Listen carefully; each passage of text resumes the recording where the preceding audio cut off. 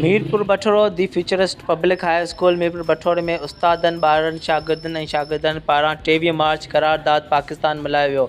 इन मौक़े ते शागिर्दनि उस्तादनि गुलाम नबी सूमरो, अमानुल्लाह सूमरो, अज़ान बिलावली, मोहम्मद शरीफ थईम, अली मोहम्मद समेजो, शागिर्द सुफ़ियान ख़ालिद खटी, माइज़ हसन खटी, इसरार ज़हूर, सीरत ख़ालिद खटी ऐं ॿियनि चयो त 23 मार्च यौम दफ़ा जी ॾियारे सां असां मुस्लमान पाकिस्तान ते फ़ख़्रु महसूस करियूं था। पाकिस्तान आहे त असां आहियूं, पाकिस्तान खे टोड़े बि नथो सघे। जेकॾहिं पाकिस्तान खे को टोड़ण जी ॻाल्हि कंदो त असां उन खे टोड़े छॾींदासीं। पाकिस्तान असांजो मुल्क आहे, उन ख़िलाफ़ु साज़िशूं कंहिं सूरत में बर्दाश्त कोन कंदासीं। ॿी तरफ़ ॿारनि टेबला पेश करे गीतनि ते रुख़्स कयो।